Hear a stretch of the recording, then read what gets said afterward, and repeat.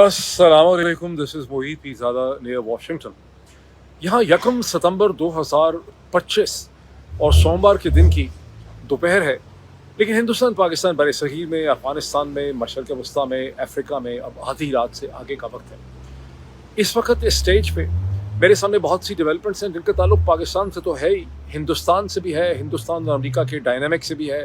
अफ़गानिस्तान में किस किस्म की आफत आई है उससे भी है अर्थक्वेक के नतीजे में, और चीन में शंघाई कोऑपरेशन ऑर्गेनाइजेशन में किस किस्म का रेजोल्यूशन और किस किस्म की एक चीन की ग्लोबल लीडरशिप जो है वो हमारे सामने आ रही है। गुज़िश्ता 24-48 घंटे में मैंने 2 इंटरव्यूज़ भी रिलीज़ किए, लॉन्ग फॉर्म इंटरव्यूज़ इन्हें कहते हैं। एक उर्दू में पाकिस्तान के मुमताज़ मशहूर सहाफ़ी जनाब हारून रशीद साहब के साथ एक इंटरेक्शन था, वो भी, और दूसरा अमेरिका में एक बहुत ही अमेरिका के एक बहुत प्रोमिनेंट जो मैक्रो इकोनॉमिस्ट हैं professor Steve hanky John Hopkins university में, उनके साथ भी इंग्लिश में मैंने एक इंटरव्यू रिलीज़ किया। और दोनों इंटरव्यूज़ में मैं आपको रिक्वेस्ट करूँगा इन्हें आप देखें भी, और उसके हवाले से चंद कमेंट्स भी मैं साथ साथ जिक्र करता चला जाऊँगा। फॉर इंस्टेंस, हारून रशीद साहब के साथ मेरी जो नशस्त थी उस पर पाकिस्तान की मिलिट्री ऑफिसर्स की तरफ से बड़ी ऑब्जेक्शन है, और वो ऑब्जेक्शन ये है कि हारून रशीद साहब ने बहुत ही मासूमियत का मुजाहरा करते हुए ये कहा कि जनरल कयानी जो है उन पर एक्सटेंशन थोप दी गई थी, हुकूमत चाहती थी एक्सटेंशन कर लें, यानी जरदारी साहब ने उनको मजबूर किया एक्सटेंशन लेने में। लेकिन पाकिस्तान के सीनियर मिलिट्री अफसरान का कहना है कि जनरल कयानी ने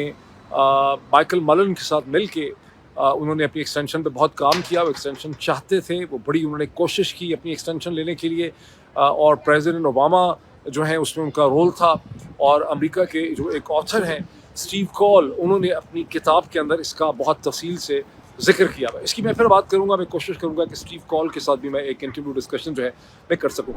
अभी पाकिस्तान के जो इंतहाई खौफनाक किस्म के जो फ्लड्स हैं उसकी सूरत हाल पर हम देखें, जहाँ सवाल ये पैदा होता है कि क्या ये जो सैलाब आया है ये अल्लाह की तरफ से ज़्यादा बड़ा अजाब है, या पाकिस्तान के जो मुनाफिक और सेल्फिश और ख़ुदगर्ज़ हुक्मरान हैं ये अल्लाह का ज़्यादा बड़ा अजाब है पाकिस्तान के लोगों के लिए।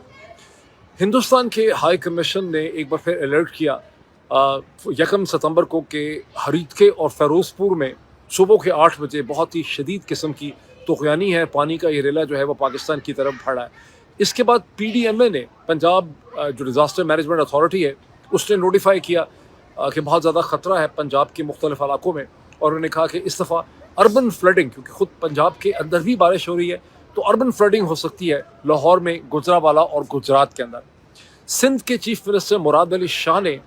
ख़बरदार किया है कि जो तीनों रिवर हैं जो ऊपर से आ रहे हैं, नॉर्थ से आ रहे हैं, चनाब है, सतलुज है, रावी है, इनके पानी इकट्ठे होंगे 2 सितंबर को, यानी कल का दिन जो अब दिन शुरू हो रहा है, ये पंजनत के मुकाम में ये पानी इकट्ठे हो जाएंगे, और इकट्ठे होने के बाद इनको मज़ीद 2 दिन लगेंगे सिंध के अंदर जो है पहुँचते हुए, और फिर उसके बाद सिंध के अंदर बहुत ज़्यादा तुग़यानी और बहुत ज़्यादा जो फ्लड्स और सैलाब जो है वो एक्सपेक्टेड है, उनके लिए बहुत बड़ी मुसीबत होगी। इस्लामाबाद के अंदर भी बारिशें हैं, और वहाँ के डिप्टी कमिश्नर ने कहा है कि बहुत ज़्यादा रिस्क है फ्लड का। अब इसके ऊपर जितनी मैं देख रहा हूँ पाकिस्तान की मीडिया के अंदर जो कवरेज है, पाकिस्तान के सोशल मीडिया के ऊपर जो कवरेज है, उसमें 2 आस्पेक्ट्स ज़्यादा खुल के सामने आते हैं। उसमें एक आस्पेक्ट तो लोगों की बेचारगी का, उनकी मजलूमियत का जो मिज़री है उसके सीन्स हैं, और लोग कितने परेशान हैं, कितनी मुश्किल के अंदर है, किस किस्म की तबाही जो है वो उनके ऊपर है। और दूसरा ये कि हुक्मरान जो हैं वो कितने इनकॉम्पिटेंट हैं, या कितने, बल्कि उनकी खुदगर्जी और उनकी मुनाफ़क़त का बहुत ज़्यादा वहाँ पे ज़िक्र है। जो डिस्कशन नहीं हो रही, और जो शायद हो भी नहीं सकती एक रिएक्टिव माइंडसेट में, वो ये है कि पाकिस्तान की रियासत और यहाँ की इंतज़ामिया इस किस्म के नेचुरल डिज़ास्टर्स को हैंडल करने के लिए उसकी किसी भी किस्म की प्लानिंग नहीं है। इनफैक्ट इसे हमेशा नागहानी आफत और अल्लाह की तरफ से एक अजाब जो है वो समझा जाता है। इस हवाले से प्लानिंग क्या होनी चाहिए ओवर द ईयर्स, उसका कोई जो है इस स्टेज पर उसकी कोई डिस्कशन नहीं हो रही। अब फॉर्चुनेटली बड़ी इंटरेस्टिंग बात यह है कि पाकिस्तान के वज़ीर दिफ़ा, वैसे ये दिफ़ा का काम है नहीं है, लेकिन पाकिस्तान के वज़ीर दिफ़ा जो हैं ख्वाजा आसिफ साहब ने नेशनल असम्बली के अंदर इस हवाले से तकरीर की है, और वो जो उर्दू में कहते हैं ना कि इस दूध पशीमा का पशेमा होना, ऐसा लगता है कि ख्वाजा आसिफ साहब को पाकिस्तान की रियासत की कमज़ोरियों का बड़ी ज़बरदस्त तरीके से उनको एहसास हुआ है हुकूमतों के। उनकी कुछ जो की स्टेटमेंट्स हैं जो इस वक्त अखबारी हेडलाइंस बन रही हैं, वो मैं आपके सामने दोहराना चाहता हूँ। ख्वाजा साहब कहते हैं कि फ्लड्स और सैलाब जो हैं ये मैन मेड डिज़ास्टर है। उनके कहने का मतलब है कि सैलाब तो आएंगे ही, لیکن ہماری اس کے حوالے سے کوئی تیاری نہیں ہے. انہوں نے کہا کہ ہم جب بھی اس طرح کی ہم پہ آفت آتی ہے ہم اقوام متحدہ سے بھی اپیل کرتے ہیں اور ممالک کی طرف بھی جاتے ہیں، لیکن یہ فلڈ سے ہم نے جو یہ سیلاب اور یہ تباہی آتی ہے ہم نے اس سے کچھ سیکھا نہیں اوور دا ایئرس. ہمیں جو اس پہ تدابیر کرنی چاہیے تھی ہم نے وہ تدابیر نہیں کی ہے، اپنی پالیسی میں ہم تبدیلی لے کے آئے. پھر ان کا کہنا یہ ہے، خواجہ اسد صاحب کی ایک ہیڈ لائن یہ بھی ہے کہ ہمیں نہ صرف بڑے ڈیم بنانے ہیں بلکہ ہمیں چھوٹے چھوٹے ڈیمز اور براجز بھی بنانے کی بہت زیادہ ضرورت ہے. اور خواجہ صاحب کی جو یہ ساری باتیں جب آپ سنتے ہیں تو آپ کو ایسا لگتا ہے کہ خواجہ صاحب جو ہیں وہ کوئی مریخ سے آئے ہیں یا کہیں ابھی آئے ہیں، کوئی پہلی ان کی حکومت ہے. کیونکہ ان کی باتوں کو سن کے آپ کو بالکل بھی یہ احساس نہیں ہوتا کہ نہ صرف ان کی جماعت P M L N, Nawaz Sharif کی جماعت پی ایم ایل این جو ہے وہ 1985 کی دہائی سے پاکستان کی گورننس کا میں لیڈنگ پلیئر ہے، بلکہ خود خواجہ آصف صاحب، پہلے ان کے والد صاحب جو ایک مجلس شورا کے چیئرمین ہوتے تھے، پھر انہوں نے خواجہ صاحب کا کیریئر بنایا. تو خواجہ صاحب خود بھی اس پاور سٹرکچر جو ہے اس کا حصہ ہیں. اگر آپ 1970-71 سے کہانی شروع کریں تو 2 سیاسی جماعتیں پلس پاکستان کی اسٹیبلشمنٹ نے ہی پاکستان کے اوپر حکومت کی ہے. 1971-72 سے لے کے 1977 تک پاکستان پیپل پارٹی ذوالفقار علی بھٹو، اس کے بعد 1977 سے لے کے 1988 تک جنرل ضیاء الحق، جن کی پیداوار جو ہے وہ شریف خاندان ہے. اس کے بعد شریف خاندان اور پاکستان پیپلز پارٹی نے الٹرنیٹ کیا ہے عمران خان کی جماعت پاکستان تحریک انصاف کو. تو صرف 2018 میں یہاں پر اقتدار اور پاور ملا اور 3.25 برس کے بعد ان سے یہ ان ساروں نے سازش کر کے ان سے چھین لیا. لیکن خواجہ صاحب نے ابھی تقریر میں جو اگزامپل دی ہے نیشنل اسمبلی کے اندر وہ یہ دی ہے کہ کے پی میں دریاؤں کے اوپر لوگوں نے ہوٹل اور ریسٹورنٹ بنا لیے. ایسا نہیں ہونا چاہیے تھا. میرا نہیں خیال کہ خواجہ صاحب نے وہاں پہ علیم خان صاحب کی جو سوسائٹی ہے لاہور کی اس کا انہوں نے وہاں پہ کوئی کسی قسم کا ذکر کیا ہو. باقی ویسے سوشل میڈیا پہ اس کے حوالے سے بہت زیادہ ڈسکشن جو ہے جو پاک ویو ہاؤسنگ سوسائٹی کی ہو رہی ہے. منافقت کے جو سینز ہیں وہ پنجاب کی رانی مریم نواز صاحبہ اور ان کے ڈپٹی کمشنرز جو ہیں وہ منافقت کا پیکر بن کے جو ہیں وہ ایمرج ہو رہے ہیں اس وقت پاکستان میں. جب گزشتہ 24-36 گھنٹے میں پنجاب کی رانی مریم نواز صاحبہ جو ہیں جب جھنگ پہنچی تو وہاں پر غالباً یہ حکم دے دیا گیا کہ باقی جتنے بھی سیاسی جماعتوں اور آرگنائزیشنز کے کیمپ ہیں ان کو اتارا جائے، ان کے بینر اتارے جائیں، ان کو آگے پیچھے کر دیا جائے. یہ وہ صورتحال ہے جس پہ پاکستان تحریک انصاف کے رہنما شیخ وقاص اکرم جو ہیں انہوں نے ایک خاصا دردناک قسم کا ٹویٹ کیا ہے جو میں آپ کو اسکرین کے اوپر دکھانا چاہتا ہوں، جس میں انہوں نے کہا کہ یہ مطلب سب کو پتہ ہے کہ یہ کیا کر رہے ہیں، پولیس والوں کو، ڈپٹی کمشنرز کو، سب کو پتہ ہے کہ کیا کر رہے ہیں اور ان کو بالکل احساس نہیں ہے کہ لوگ ان کے بارے میں کیا تاثر یہاں پہ لیتے ہیں. میں آپ سے ایک بات شیئر کروں کہ چونکہ میں نے ہارون رشید صاحب کا انٹرویو کیا بہت لانگ فارم میں، اس انٹرویو سے پہلے ہارون رشید صاحب مجھے مسلسل کال کرنے کی کوشش کرتے رہے. فائنلی میں نے ان کو کال کی تو ہارون رشید صاحب نے مجھے کہا کہ پاکستانی امریکن ڈائسپورا جو ہے اس کو اس فلڈ کے اندر کوئی مدد نہیں آ رہی ڈائسپوراز کی طرف سے اور پاکستانی ڈائسپوراز جو ہیں ان کو فنڈنگ کرنی چاہیے. میں نے انہیں کہا کہ ہارون صاحب موجودہ سیٹ آف سرکمسٹانسز میں مجھے نہیں لگتا کہ کوئی بھی خاطر خواہ سگنیفیکنٹ قسم کی موبلائزیشن جو ہے وہ ڈائسپوراز کی ہو سکے گی، بیکاز جس طرح سے اس رجیم نے شریف زرداری عاصم رجیم نے گزشتہ 2-2.5 برس میں پاکستان کے ڈائسپوراز پہ لعنت بھیجی ہے اور جس بے دردی سے اور جس بےعزتی سے جس کنٹمپٹ سے انہوں نے پاکستانی ڈائسپوراز کو ٹریٹ کیا ہے اس پرٹیکولر رجیم نے، جیسے ووٹ کا حق چھین لیا گیا، جو گالی انہوں نے نکالی ہے، جو ٹرانس نیشنل کی ریپریشن کر رہے ہیں، تو اس سٹیج پہ کوئی بھی یہاں پر کوئی مجھے نہیں لگتا کہ سگنیفیکنٹ موبلائزیشن جو ہو سکے گی. تو ہارون رشید صاحب کا پرسپیکٹو تھا کہ نہیں یہ انسانی ایشو ہے، یہ اس میں لوگوں کو کنٹریبیوٹ کرنا چاہیے. لیکن انسانی ایشو ہو یا غیر انسانی ایشو ہو، آپ کو ایک میکینزم چاہیے ہوتا ہے. یہ جو کچھ جھنگ میں کیا ہے مریم رانی کی ڈپٹی کمشنرز نے، جس طرح سے کیمپ اتار کے پھینکے گئے ہیں، جس طرح سے اور کسی کو اپنا بورڈ نہیں لگانے کی اجازت دی جا رہی، یہ جواب ہے اس چیز کا کہ کیوں اس سٹیج کے اوپر کوئی آپ کو بہت زیادہ متحرک نظر نہیں آیا یا نظر نہیں آ سکتا. لیکن گجرات کے ڈپٹی کمشنر کو ذرا دیکھیں. گجرات کے ڈپٹی کمشنر نے ایک نوٹیفیکیشن ایشو کیا ہے جس میں انہوں نے یہ فرمایا ہے، اور گجرات وہ شہر ہے جس کے بارے میں پی ڈی ایم میں نے کہا ہے کہ گجرات گوجرانوالا لاہور جو ہے اس کے اندر ربڑ فلڈنگ ہو. گجرات کے ڈپٹی کمشنر کا نوٹیفیکیشن یہ کہتا ہے کہ کوئی بھی اور آرگنائزیشن جس کو لائسنس یا پرمیشن نہیں ہے، جس نے اجازت نہیں لی ہے آفیشیل طور پہ، وہ لوگوں میں خوراک کھانا ڈسٹریبیوٹ نہیں کر سکتا، کیونکہ کھانے کی کوالٹی جو ہے وہ اس کو چیک کرنا اور ویریفائی کرنا جو ہے وہ بڑا ضروری ہے. اپنے آپ سے سوال پوچھیں کیا پاکستان میں جہاں انتہائی شدید درجے کی انکمپٹنس ہے، کیا ڈپٹی کمشنر کے پاس کوئی میکینزم بھی ہوگا کہ وہ فوڈ کی کوالٹی کو چیک کر سکے؟ پوچھیں اپنے آپ سے، سوال پوچھیں ان کی منافقت کا. وہ کیا ہے کہ ڈپٹی کمشنر تاکہ کوئی اور جماعت، کوئی اور جو ہے اسے کہتے ہیں آرگنائزیشن ہے یا این جی او ہے، وہ اپنی تشہیر نہ کر سکے. تشہیر ہو تو صرف گورنمنٹ آف پنجاب کی ہو اور مریم نواز صاحبہ کی تشہیر ہو. یہاں پر یہ چیز آپ کو سمجھ آتی ہے. مجھے احساس ہے کہ نواز شریف صاحب کے اندر بھی بہت زیادہ کمینگی اور بہت زیادہ کینہ تھا، لیکن اتنا شاید نہیں تھا جتنا مریم نواز کے اندر ہے. یعنی مریم نواز نے نواز شریف کی جو خرابیاں تھیں اور جو اس کے اندر بری انسانی کیپیسٹیز تھیں، ان کو مریم نواز کی شخصیت میں ملٹی پلائی ہو گئے. مطلب جو مریم نواز کے اندر کینہ پروری ہے وہ شاید کسی کے اندر نہیں تھی اس سے پہلے. اچھا، اب ٹک ٹاک کے اوپر ایک ویڈیو آپ سب دیکھ چکے ہوں گے، میں نے بھی اس کو ٹویٹر پہ شیئر کیا گزشتہ 24 گھنٹے میں، کہ ایک ڈپٹی کمشنر پنجاب کے پتہ نہیں کہاں، یہ شاید مظفر گڑھ ہے کہاں ہے، وہ ایک سوٹ پہن کے بلو رنگ کا ٹائی لگا کر فلڈ ریلیف آپریشن کرنے کے لیے پہنچے ہوئے. یہ جو ویڈیو ہے یہ بھی دکھاتی ہے کہ ڈپٹی کمشنر صاحب جو ہیں ٹائی انہوں نے لگائی ہوئی ہے، بڑی خوبصورت قسم کی بلو انہوں نے جیکٹ پہنی ہوئی ہے، اور وہ کچھ چیزیں بھی اٹھا کے ادھر ادھر رکھ رہے ہیں، کوئی ملبہ اٹھا رہے ہیں، کچھ چیزیں اٹھا رہے ہیں، امدادی کارروائی میں مدد کر رہے ہیں. ان کے ساتھ آپ کو کوئی پولیس کے افسر جو ہیں اونچے قد کے وہ بھی نظر آتے ہیں، اور آپ بڑے مطلب ایسا لگتا ہے. اب یہ ایسا ہے کہ یہ میرا خیال ہے میں نے اس کے بارے میں ٹویٹ بھی کیا تھا کہ یہ انسانی تاریخ کا پہلا بندہ ہوگا جو سوٹ پہن کے کسی فلڈ میں یا کسی ریلیف آپریشن میں کام کرنے کے لیے گیا ہو، ایک ایسے ملک میں جہاں عام طور پہ لوگ سوٹ پہنتے بھی نہیں. اگر امریکہ میں کوئی اپنی بلو جیکٹ پہن کے چلا جائے گا تو چلے اس کی ہے، کیونکہ لوگ پہنتے ہیں یہاں پہ جیکٹس وغیرہ، لیکن یہ ڈپٹی کمشنر صاحب گئے. لیکن کیا تاثر یہاں دینے کی کوشش کی جا رہی ہے وہ آپ کو تھوڑا سا آگے کلیئر ہو جاتا ہے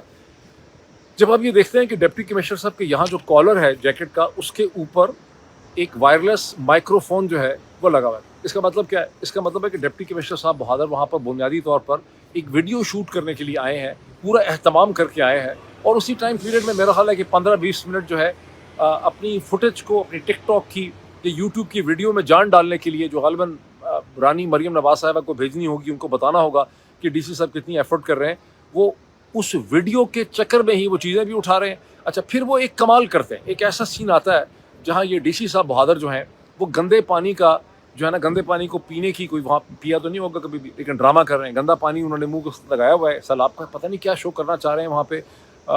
کیا ان کے اندر کوئی ایسا جراثیم چیک کرنے کا میکینزم ہے، یا وہ لوگوں کو بتا رہے ہیں کہ میرے اندر کتنی ہیومینٹی پائی جاتی ہے، میں آپ کے دکھ اور غم میں شرکت کرتا ہوں. لیکن اب ذرا دو چیزوں کو، دو ڈپٹی کمشنرز کو کمبائن کر لیں اور آپ کو ساری صورتحال سمجھ آ جاتی ہے. گجرات کا ڈی سی ڈپٹی کمشنر صاحب بہادر یہ فرما رہے ہیں کہ خوراک گندی اگر کوئی سروائی یہاں دے دے گا، پی ٹی آئی دے دے گی، کوئی اور این جی او دے دے گا، تو پہلے فوڈ کوالٹی چیک کرنی بڑی ضرورت ہے. اور مظفر نگر کا ڈی سی جو ہے وہ کیا کہہ رہا ہے، وہ گندا پانی کو منہ سے لگا کے لوگوں کو تاثر دے رہا ہے کہ یہ پانی پیا بھی جا سکتا ہے، میں آپ کے دکھ غم میں شریک ہوں. دونوں ڈپٹی کمشنر ایکچولی جو ساری ڈرامے بازی کی جا رہی ہے منافقت کی، صرف اور صرف وہ اپنی حکومت اور اپنی رانی جو ہے پنجاب کی، اس کو خوش کرنے کے لیے اور اپنی اس کو پرفارمنس دکھا رہے ہیں. ایک ڈپٹی کمشنر جو ہے وہ نوٹیفیکیشن ایشو کر رہا ہے کہ کوئی اور آرگنائزیشن جہاں پر اس کی پذیرائی نہ ہو جائے، اس کو کوئی یہاں پہ رول نہ مل جائے، لوگوں نے سمجھے کہ کوئی اور بھی کام کر رہا ہے. دوسرا ڈپٹی کمشنر جو ہے وہ اپنی رانی کو بتا رہا ہے کہ میں کتنا ایفیشینٹ ہوں، اس کے علاوہ کچھ نہیں.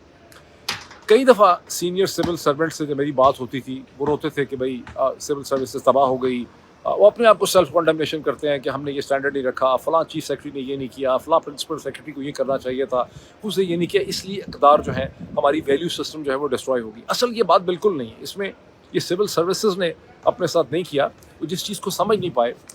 وہ یہ ہے کہ جس ڈپٹی کمشنر کے اوپر لوگ بڑا فخر کیا کرتے تھے یا اس کو بہت امپورٹنٹ سمجھا کرتے تھے، وہ جو انگریز کا ڈپٹی کمشنر تھا، وہ انگریز وائس رائے جو تھا اس کو اکاؤنٹیبل تھا. اور انگریز وائس رائے الٹیمیٹلی جو نئی ویلیو سسٹم 20ویں صدی میں ڈیولپ ہو رہی تھی برطانیہ کے اندر، لندن میں، جس میں بہتر گورننس تھی، جس میں ہیومن رائٹس تھے، جس کے اندر لیفٹ کی پالیٹکس تھی، وہ وائس رائے لندن کی پالیٹکس کو اکاؤنٹیبل تھا. پاکستان جب بنا جیسا کیسا بنا،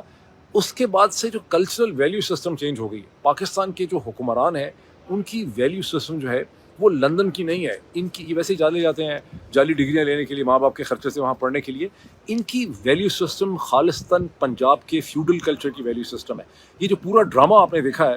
جو گجرات سے لے کے مظفر گڑھ تک، اس کے اندر آپ کو فیوڈل سسٹم کی ویلیوز جو ہیں نظر آ رہی ہیں. جو اصل کام تھا جو سول سروسز کا جو یہ پورا کا پورا انسٹیٹیوشن کھڑا کیا گیا تھا 1858 کے اندر، میرا خیال ہے 1857 کی جنگ آزادی کے بعد وہاں پر انگریزوں کا بنیادی گول یہ تھا، وہ یہ سمجھتے تھے کہ جو جنگ آزادی ہوئی ہے 1857 کی، جو بغاوت ہوئی ہے جس کو میوٹنی کہتے ہیں، وہ اس لیے ہوئی ہے کہ ایسٹ انڈیا کمپنی نے اچھی گورننس پرووائڈ نہیں کی. ایسٹ انڈیا کمپنی گورن نہیں کر رہی تھی، سروس ڈلیوری نہیں کر رہی تھی، اس میں کرپشن تھا. سروس ڈلیوری کے لیے، بہتر گورننس کے لیے انہوں نے سول سروسز کا یہ ڈھانچہ جو ہے یہ انہوں نے کھڑا کیا تھا، اسے کہتے ہیں ہندوستان کے اندر. اور یہ جو سارے سول سرونٹس ہیں جو academy exam C S S D M G whatever, یہ بنیادی طور پر یہ اس لیے تو بنائے بھی نہیں جاتے ہیں کہ یہ اس قسم کے ڈرامے کریں کہ آپ جا کے چیزیں اٹھائیں اور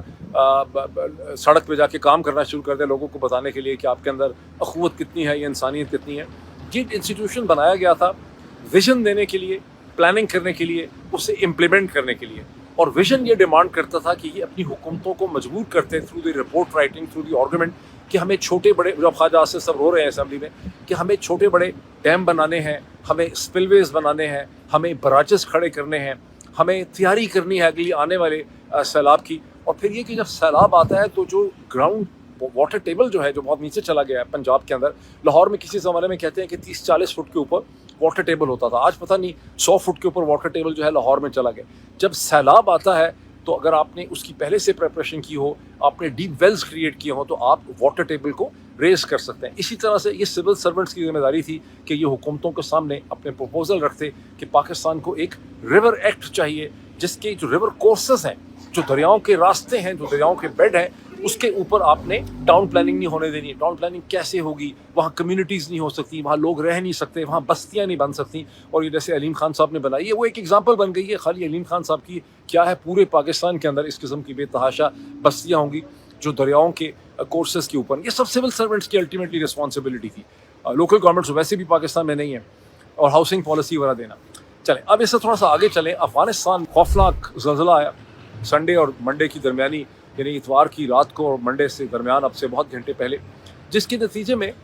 جو اخباری اطلاعات اب تک ہیں، جو کانفرمیشن ہوئی، کم از کم بھی 800 لوگ جو ہیں وہاں پہ جاں بحق ہوئے ہیں، اور 2500 سے زیادہ جو ہیں وہ زخمی ہیں. اور تمام انالیسس یہ کہتا ہے کہ یہ لاس آف لائف کی جو فگر ہیں انسانی جان کے، یہ بہت زیادہ بڑھ جائیں گے، اور بڑے وہاں سے بھی بڑے دردناک قسم کے مناظر جو ہیں بچوں کے، عورتوں کے، لوگوں کے وہاں سے افغانستان سے اس حوالے سے ریسیو ہو رہے ہیں. اب یہ جو ٹریجڈی ہے یہ کمپاؤنڈ ہو گئی ہے بیکاز اس علاقے میں، جہاں یہ کونر کے جس علاقے میں پاکستان بارڈر کے قریب یہ زلزلہ آیا ہے، جہاں یہ ہلاکتیں ہوئی ہیں، یہاں پر تقریباً 10 لاکھ 1 ملین سے زیادہ وہ افغان مہاجرین ہیں جنہیں پاکستان نے پرنسپلی اور ایران نے گزشتہ چند ماہ میں دھکا مار کے زبردستی اپنے ملکوں سے نکال دیا ہے. اور یہ ابھی بیشتر و سامانی میں وہاں پہ پڑے ہوئے ہیں، ان کے پاس گھر نہیں ہے. یہ وہ جو لوگ ہیں جو سب سے زیادہ اس زلزلے میں متاثر ہوئے ہیں، جن کے پاس کوئی جگہ نہیں تھی. طالبان کے جو اسپوکس پرسن ہیں ذبیح اللہ مجاہد، انہوں نے انٹرنیشنل ایڈ جو ہے اس حوالے سے مانگی ہے.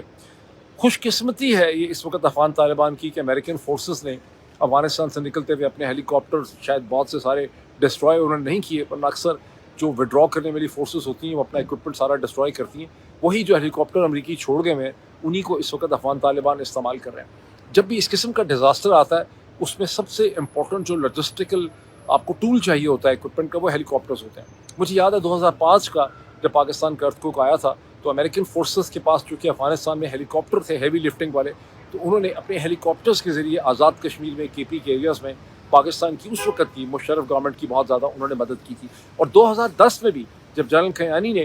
امریکن فوج سے مدد مانگی تھی تو اسی طرح سے امریکن آرمی نے پاکستان کی فلڈ میں بہت زیادہ مدد کی تھی، وہ بھی پرنسپلی طور پہ کہ ان کے پاس یہ بڑے ہیلی کاپٹرز تھے. تو ہیلی کاپٹر ایک پرنسپل ٹول ہوتا ہے اس قسم کی چیز کرنے میں. اب آگے چلے ذرا چین میں دیکھیں، جہاں شنگھائی کوآپریشن آرگنائزیشن SCO کا جو سمٹ ہے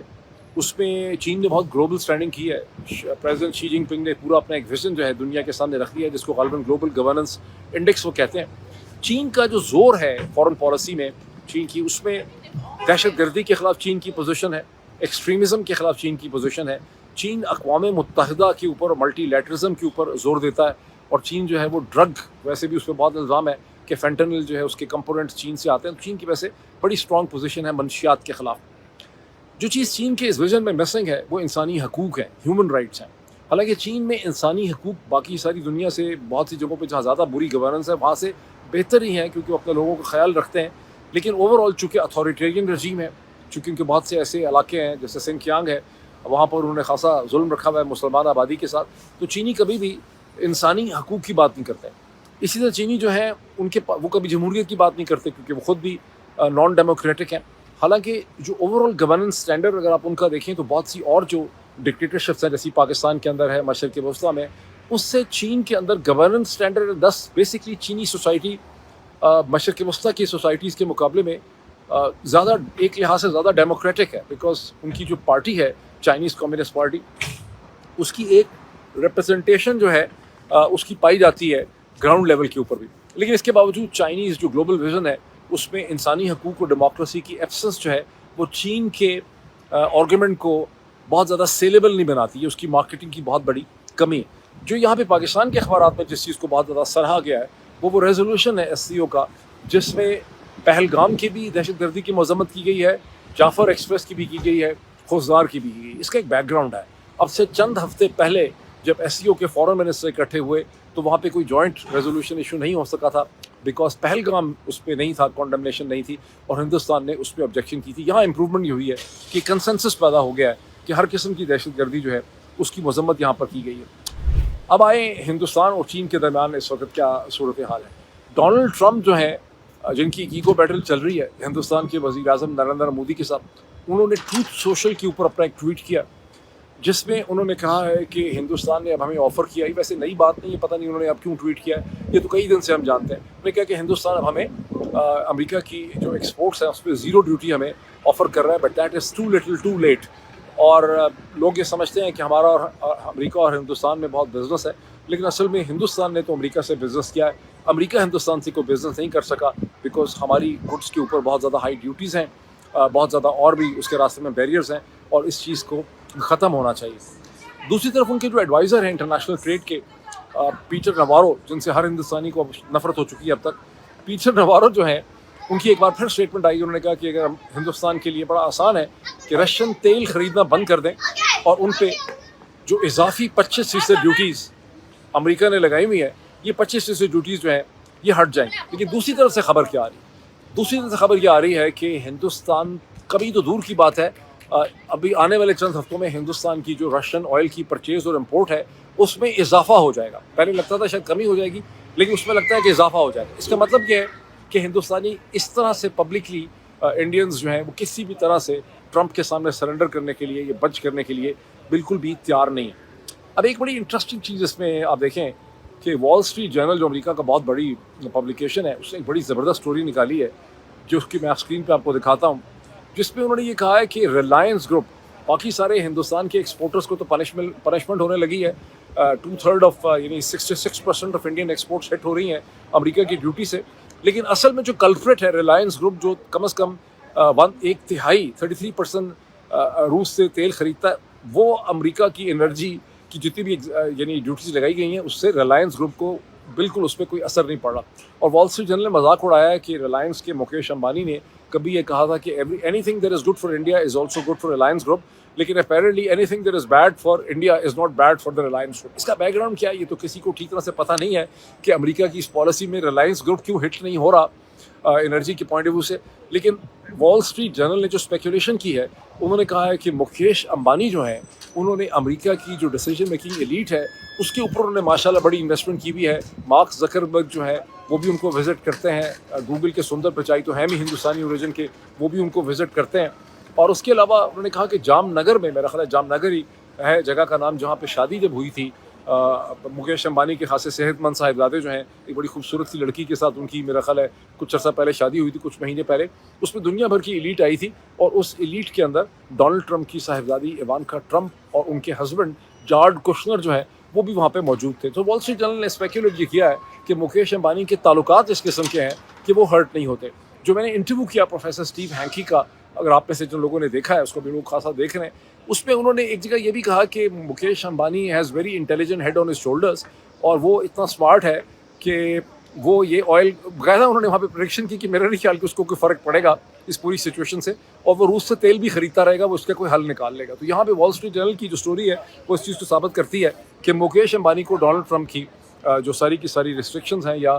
جو ٹریڈ ٹیرس ہیں اس سے کوئی فرق پڑتا ہوا ہمیں نظر نہیں آ رہا. لیکن تاہم ہندوستان کو مزید پنش کرنے کی ہر طرح سے بازو مڑوڑنے کی کوشش کی جا رہی ہے. اس میں لیٹسٹ چیز یہ ہے جس کا میں نے بہت پہلے دعویٰ کر دیا تھا, آج سے کئی ہفتوں سے میں کہہ رہا تھا کہ الٹیمیٹلی ٹرمپ ایڈمنسٹریشن جو ہے یہ H1B کی طرف آئے گی. اب H1B ویزاز جو ہیں اور دوسری طرف جو F1 ویزاز ہیں اسٹوڈنٹ کے, بیکاز چین اور ہندوستان کے سب سے زیادہ بڑی تعداد میں فورن اسٹوڈنٹس ہوتے ہیں امریکہ کے اندر, تو وہ جو ویزاز کے رولز کو چینج کیا جا رہا ہے. ایک اس میں چینج کی جا رہی ہے کہ انٹرویوز جو ہیں وہ بھی ان پرسن ہو سکتے ہیں. اس سے پہلے میرا خیال ان پرسن نہیں ہوتے تھے H1B کے.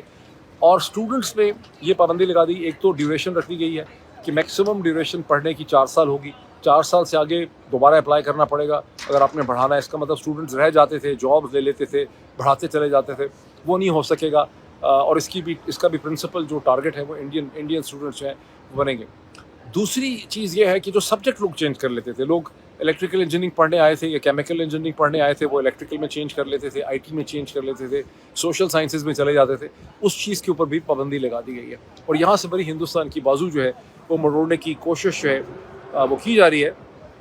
ہوگا کیا اس کا, اب میں تھوڑا سا آپ کو بتاتا ہوں کہ اس میں کیا ہوگا. دیکھیں, ویسے تو پروفیسر اسٹیو ہینکی نے درمیان میں یہ کہا کہ ایسا لگتا ہے کہ امریکن ڈپارٹمنٹ آف ڈیفینس جو ہے اس نے ایک چینج آف پیوٹ کیا ہے, یعنی وہ ہندوستان کی طرف سے پاکستان کی طرف شفٹ کر رہے ہیں. میں اس پہ کاؤنٹر کوسچن میرا خیال تھا میں پوچھوں گا, اس وقت میں پوچھ نہیں سکا, بعد میں میرے ذہن سے نکل گیا کہ کیا امریکہ افورڈ کرتا ہے کہ وہ اپنی ڈیفینس پالیسی میں پیوٹ چینج کرے. پاکستان میں تو آف کورس اس کو بڑا ویلکم کیا جائے گا, لیکن میرا خیال ہے it is too early to say کہ کوئی پیوٹ چینج ہے. میرا خیال ہے کہ ڈونلڈ ٹرمپ کی ایڈمنسٹریشن کی طرف سے, پریزیڈنسی کی طرف سے ایک ہائی اسٹیک برنکسمن شپ کی جا رہی ہے ہندوستان کے ساتھ, جس کو امریکہ کی جو ساری باقی ڈیسیجن میکنگ کلاس ہے اس میں کوئی سپورٹ حاصل نہیں ہے, جس کا حل یہ نکلے گا کہ یہ برنکسمن شپ کی جو وجہ ہے وہ نیو یارک ٹائمز کی اسٹوری بھی آپ کو ایک دفعہ دکھاتا ہوں. میں نے 2-3 دن پہلے اس کا ذکر تو کیا تھا, لیکن میں نے آپ کو اسٹوری نہیں دکھائی تھی کہ یہ سارا کا سارا ایک ایگو پرابلم ہے ڈونلڈ ٹرمپ کا, کیونکہ ڈونلڈ ٹرمپ کا یہ خیال تھا کہ ہندوستان اور نریندر مودی بھی ویلکم کریں گے اور ان کو ریکمینڈ کر دیں گے نوبل پیس پرائز کے لیے. چونکہ ہندوستانی اس پہ خاموش ہو گئے, انہوں نے اس کو ویلکم نہیں کیا, الٹا ڈینائی کیا. انہوں نے بار 30 دفعہ اگر ڈونلڈ ٹرمپ نے کہا ہے کہ میں نے جنگ بچا دی, نیوکلیئر جنگ نہیں ہونے دی, میں نے ملینز لوگوں کی جان بچائی, ہندوستانیوں نے بھی 30 دفعہ یہ کہا ہے کہ ایسا نہیں ہے. اور یہ بیسک فرکشن ہے ڈونلڈ ٹرمپ اور نریندر مودی کے درمیان میں, اور یہ ایگو بیٹل چلے گی اکارڈنگ ٹو پروفیسر اسٹیو ہینکی چند ہفتوں سے زیادہ چلے گی, کئی مہینے چل سکتی ہے. لیکن الٹیمیٹلی اس نے کچھ نہ کچھ گیو اینڈ ٹیک کر کے اس نے سیٹل ہونا ہے. میرا نہیں خیال کہ یہاں پر امریکہ افورڈ کرتا ہے کوئی میجر پیوٹ, نہ ہی ہندوستان افورڈ کرتا ہے. ہندوستان کو امریکہ کی بڑی ضرورت ہے, امریکہ کو ہندوستان کی بڑی ضرورت ہے. جو چیز ہم دیکھ رہے ہیں اس کا ڈونلڈ ٹرمپ کی شخصیت سے زیادہ تعلق ہے. الٹیمیٹلی ہندوستان کچھ کنسیشنز کرے گا امریکہ کے لیے اور امریکہ بھی اپنا کورس چینج کرے گا. میرا نہیں خیال کہ یہ اس ڈائریکشن میں جائے گا جیسے پاکستان میں بہت سے لوگ امید لگا کے بیٹھے ہوئے ہیں, یا جیسے اسٹیو ہینکی نے کہا تھا. ابھی اتنا ہی, پھر آپ سے ملاقات ہوتی